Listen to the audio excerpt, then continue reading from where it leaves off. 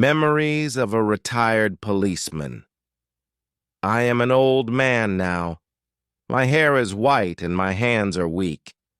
I have seen many things in my life, some good, but most bad. Life is not fair, you know. I think about this every day. When I was young, I was a policeman and I loved my job. Every day I caught bad people and made the city safe. I was proud of my work because I believed in justice. My life was simple and my days were always the same. I woke up early, worked hard, and went home late. I never thought about change, and I never expected surprises. But one night, everything changed. That night I met a thief, and my life was never the same again. It was a cold night and the streets were empty. The city was quiet, and the only sound was the wind. My partner and I sat in our police car watching a big house. We had information that a thief was inside. This was not an ordinary thief. She was smart, fast, and very dangerous. We had to catch her before she escaped. We waited in silence, watching the dark windows. Then suddenly the door opened and she ran out.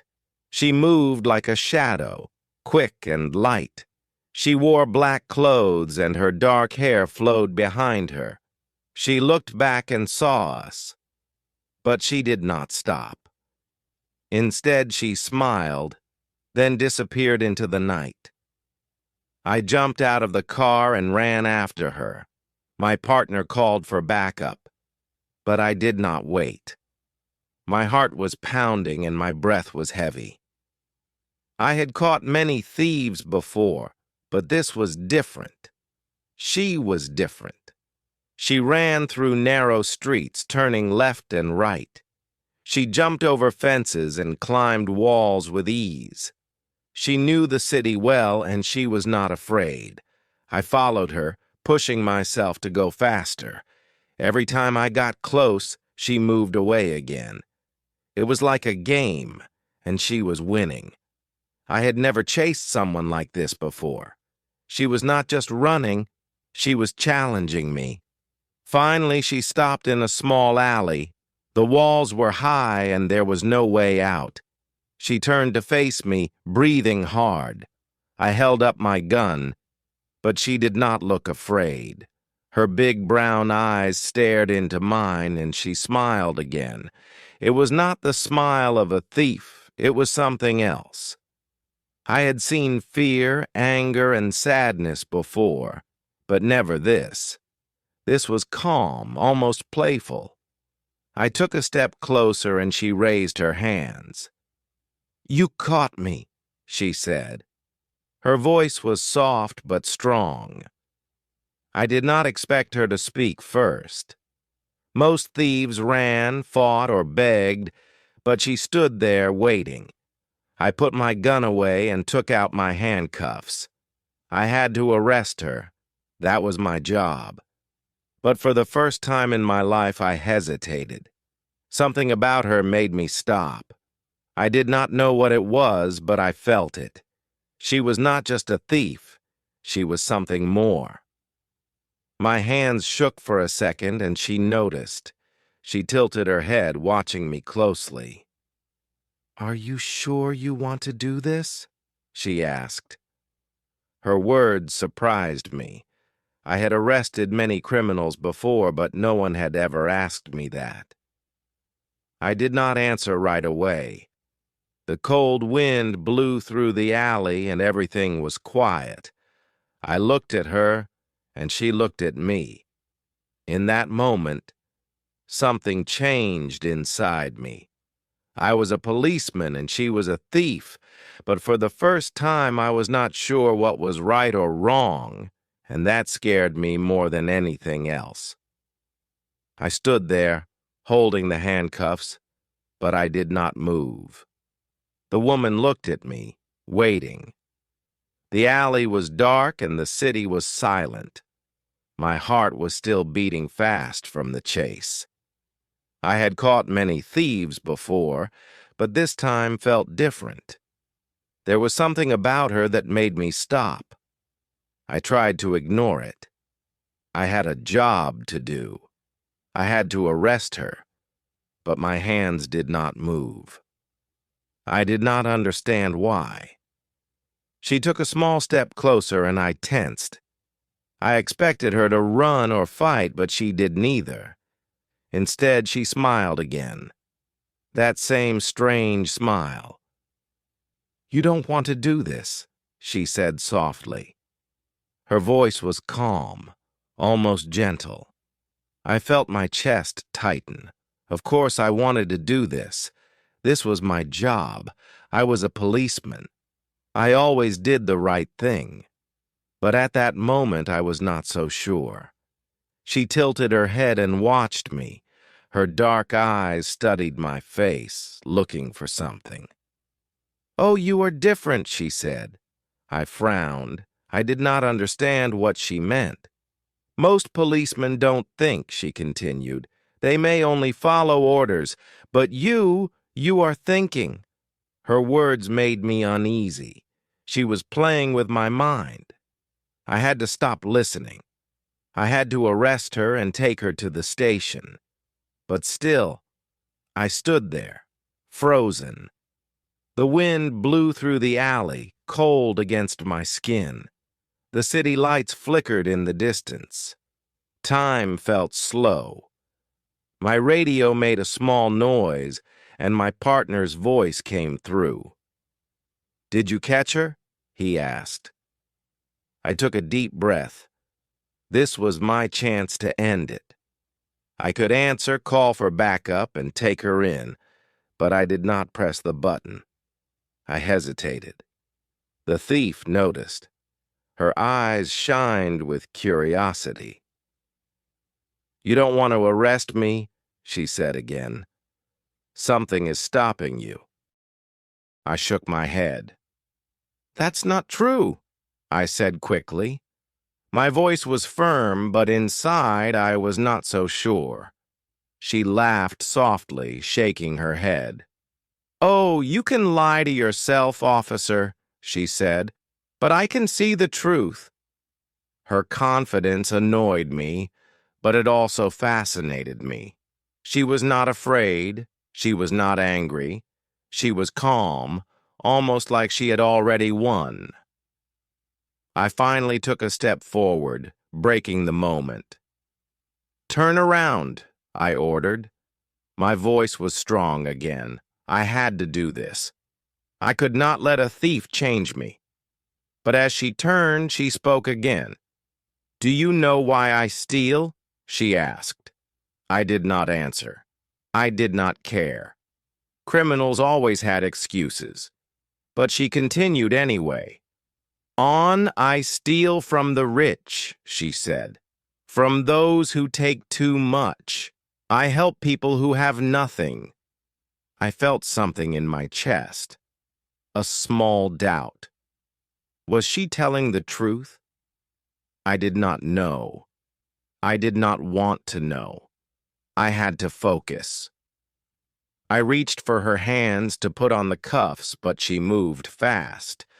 In one quick motion, she slipped away, stepping back. She was not running. She was testing me. She wanted to see what I would do next. And to my own surprise, I did nothing. I just stood there, watching her disappear into the night. The alley was empty again. Only the cold wind remained. I clenched my fists, angry at myself. I had let her go. I did not know why, but I had. My partner's voice came through the radio again. "Did you catch her?" he asked. I took a deep breath, still staring at the dark street ahead. Then, after a long pause, I pressed the button and answered. Oh no, she got away. I sat in my car, staring at the empty street. The night was quiet again, but my mind was not. I had let her go. A thief, a criminal. That was not who I was. I always did my job. I always caught the bad guys. But tonight, something was different. She was different, and that scared me. My partner sat beside me talking on the radio. He was angry that she escaped. I barely listened. My thoughts were somewhere else. The next day I could not focus. I walked through the police station, but my mind was still in that alley. My hands still felt the cold air. My ears still heard her voice. "You don't want to do this," she had said. And maybe she was right. But why? Why had I stopped?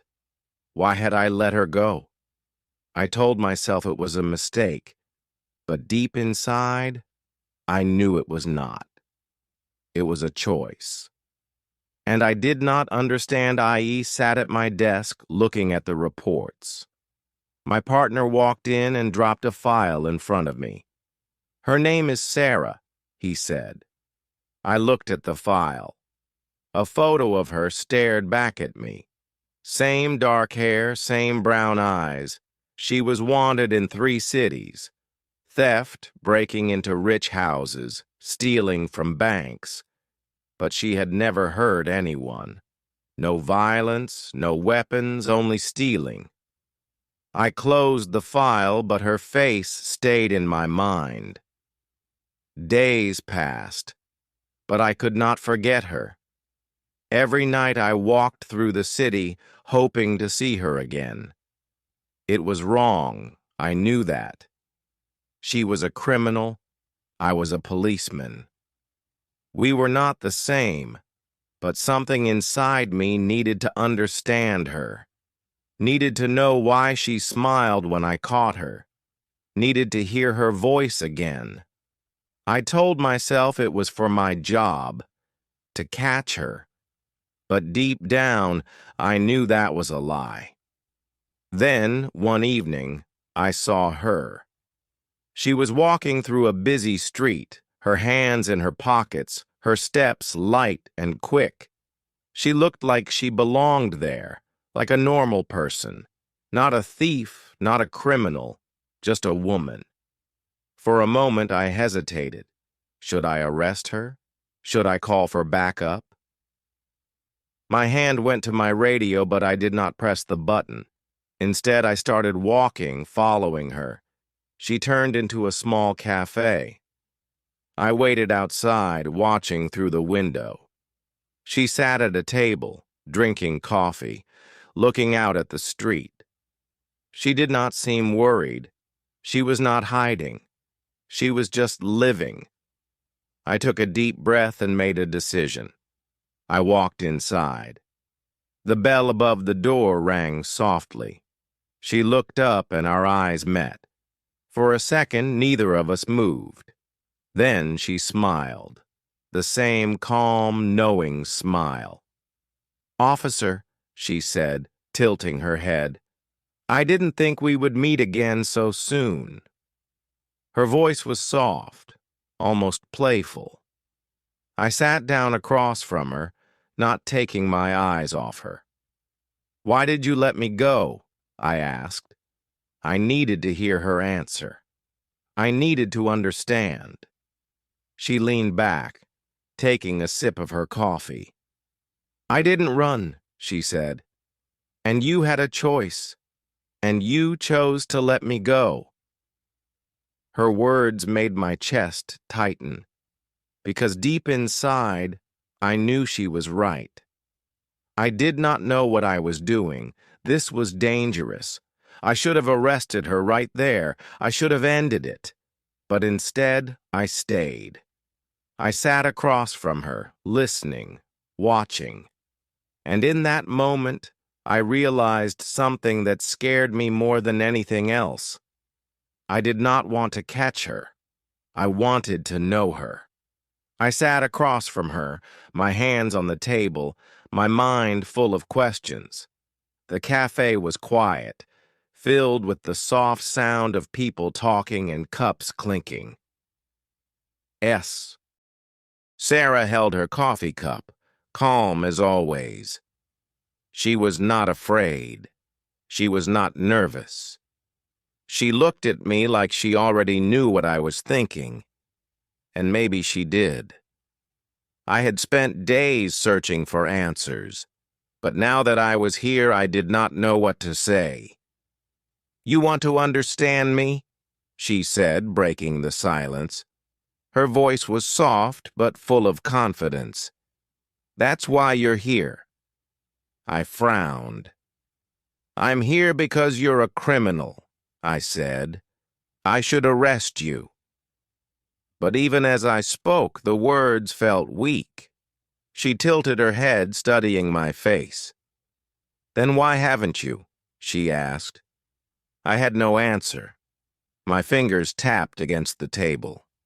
I wanted to believe I was in control, but deep down, I knew I wasn't. She leaned forward slightly, lowering her voice. "And I steal because the world is unfair," she said. "It's rich men take everything, and poor people have nothing. So I take from the rich and give to those who need it." Her words surprised me. I had seen thieves before. Greedy, selfish, only thinking of themselves. But she spoke with passion, with belief. Did she really think she was doing something right? Or was it just another trick? I shook my head. "Stealing is still a crime," I said firmly, "no matter the reason." Sarah smiled as if she expected my answer. "And yet," she said, "oh, you let me go that night." Her words sent a strange feeling through me. She was right. I had let her go. And now, instead of arresting her, I was sitting here listening to her. A small part of me knew I was already losing this battle. The waiter came and placed a cup of coffee in front of me. I had not ordered it, but Sarah had. "Drink," she said. "You look tired." I hesitated, then picked up the cup. The warmth felt good in my hands. I took a sip, my eyes never leaving hers. "What do you want from me?" I asked. Sarah chuckled. "Oh, I should be asking you that," she said. "You're the one who followed me here." She was playing with me again, twisting the truth. And the worst part was she was right. For a long moment, we sat in silence. Outside, the city moved on. People walking, cars passing, life continuing. But inside this small cafe, it felt like time had stopped. I was a policeman. She was a thief. We were supposed to be enemies. And yet here we were, sitting together, sharing coffee. I knew I had to make a choice. Walk away now or finish what I started. Finally, Sarah stood up. She placed some money on the table and looked down at me. "You have a decision to make, officer," she said. "Catch me, or let me go again." Her voice was soft, almost kind. Then, without waiting for an answer, she turned and walked toward the door. My heart pounded as I watched her go. Every part of me screamed to get up, to arrest her, to do my job. But I did not move. I just sat there, watching her disappear into the street. I stared at the empty chair in front of me, my hand still warm from the coffee cup. I had let her go again. And this time, I did not even try to stop her. I did not see Sarah for weeks, but I thought about her every day. I told myself it was over, that she was just another criminal, but I knew that was a lie. Something about her stayed with me. The way she looked at me, the way she spoke, the way she smiled even when she was caught. I patrolled the city, pretending to be the same policeman I had always been. But inside, I felt different. And then one night, she found me again. I was walking alone after my shift when I saw her. She stood in the shadows of an old building, waiting. My heart pounded as I stepped closer. "You should not be here," I said, my voice firm but quiet. Sarah only smiled. "And yet here I am," she said. She took a step forward, her eyes locked on mine. "Tell me, officer, if you had to choose between what is right and what feels right, what would you do?" I had no answer. She watched me, waiting, but I stayed silent. The air between us felt heavy, full of words we did not say. I should have arrested her. I should have called for backup, but I did nothing. "Come with me," she said softly. My chest tightened. "You want me to leave everything?" I asked. Sarah nodded. "Oh, you don't belong in that world anymore," she said. "You already know that." Her words scared me because deep down, I knew they were true. I looked back at the street, at the life I had always known. Then I looked at her, standing there, waiting, a thief, a criminal, but also something more. Someone who had changed me.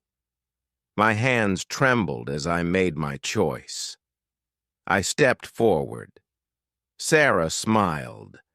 And just like that, the policeman I had always been was gone. I was no longer chasing her. I was walking beside her. I hope this session was helpful. Please like and subscribe to our channel for more such interesting stories. Take care, everyone.